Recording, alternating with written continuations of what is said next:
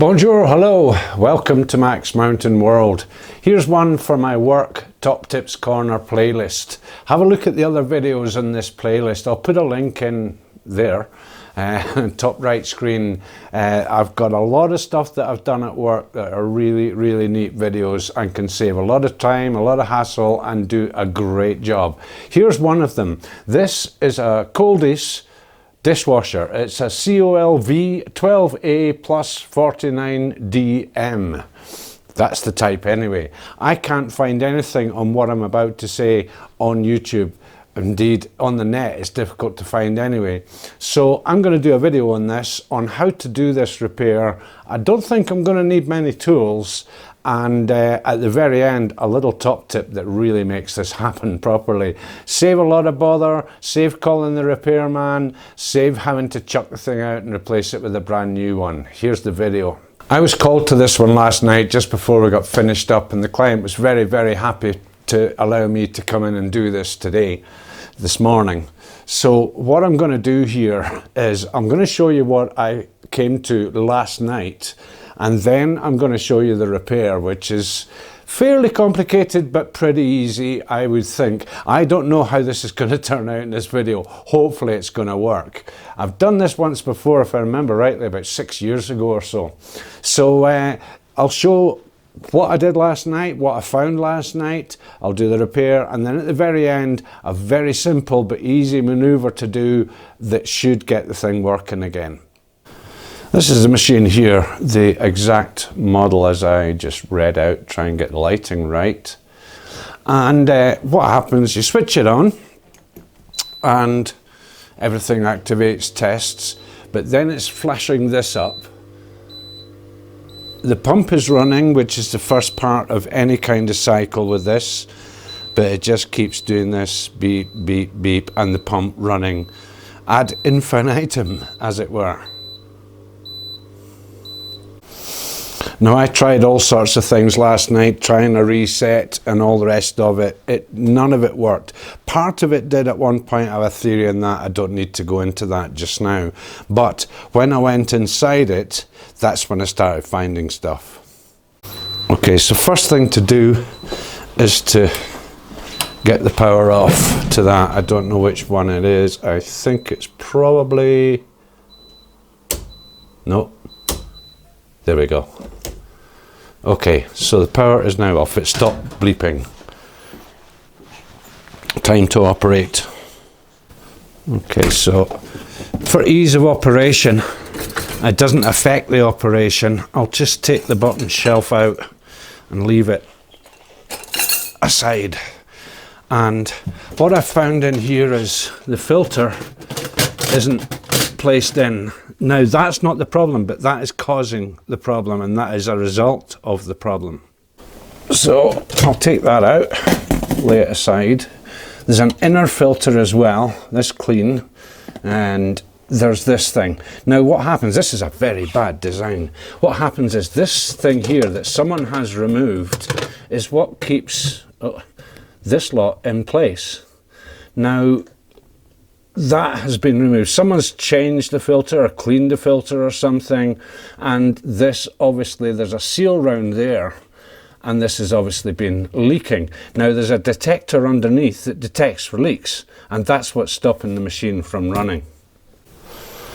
So the important part is to make sure that this ring is actually engaging. It's got little engage things at each quarter, and to make sure that it is actually engaging and pulling it up. So I'm going to pull that into position as best I can, and then with that strong pull there, and that is now, I can't move that. That is now sealed around there. Now before, because that was dropping down, the filter does the same. It has two engage points there, bayonet type fixings, and because it was too low, it wasn't fixing in. So if I put that in, I can't pull that. That is now properly fixed. The repair is done, bar one thing. Apart from bringing my tools here as well, Nice to kneel on something soft like a towel. And I've brought more towels. There's my phone going. Normal service will be resumed. Okay, forever getting calls and stuff. Name that tune if you can. Put it in the comments below. It's one of my favourite bands. Anyway, ready to go. And what I've got to do is I've brought a load more towels for a reason, because the last manoeuvre here, it's a good one. Okay, so I'll put that into the tail out here, and I'll put the test, if all is well, into the tail out here. So this is a quick repair that can avoid a lot of headaches, like I explained in the intro. So hopefully it's going to work. Thanks for watching.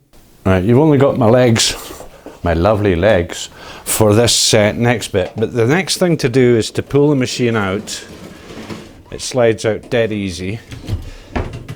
Little top tip, by the way, if you need to pull a machine out and it's catching on stuff or it's gripping on stuff, just wet your finger with a bit of water and fairy liquid, washing up liquid. Put it just in front of the four legs and it'll slide out and in dead easy.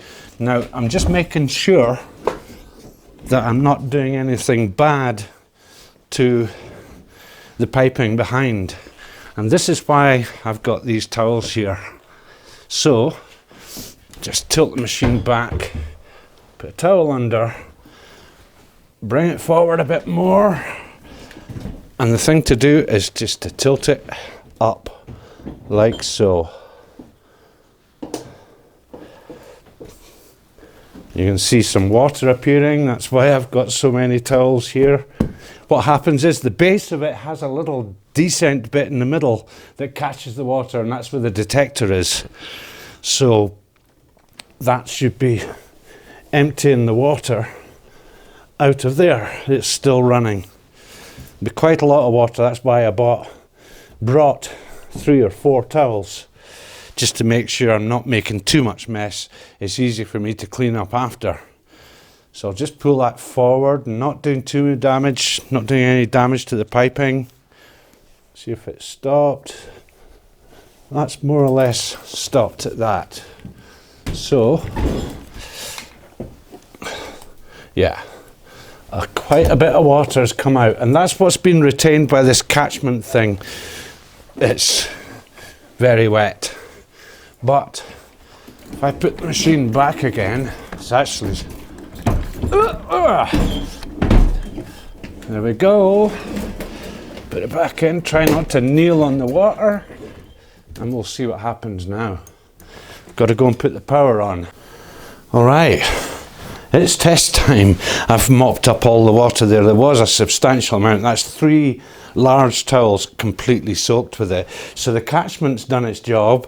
It hasn't been able to leak beyond that because of the detector underneath. Let's switch it on. Fingers crossed, touch wood. And it's working. So you have to allow a little time for it to prove itself and activate, and that should start pumping any second now. There we go. No beep, beep, beep. First part of it, it runs the pump, and that takes out any liquid that's been spilt inside or left over or whatever. It will then refill. Once it's refilled to a certain level without leaking, it'll then start a rinsing action. It'll then empty again, it'll refill again and start the wash cycle with the tablet let go inside. So this normally is about 20 to 30 seconds of the pump. It'll go quiet and then it'll start filling. If I've got it right. It's a bit of a time factor, but these things have to verify all the rest of it. As I said before, it doesn't need that shelf in place. The top one, yes, because that has its own spinning rotor on it. There we go. The emptying is stopped. And I can hear it very quietly starting to fill with water.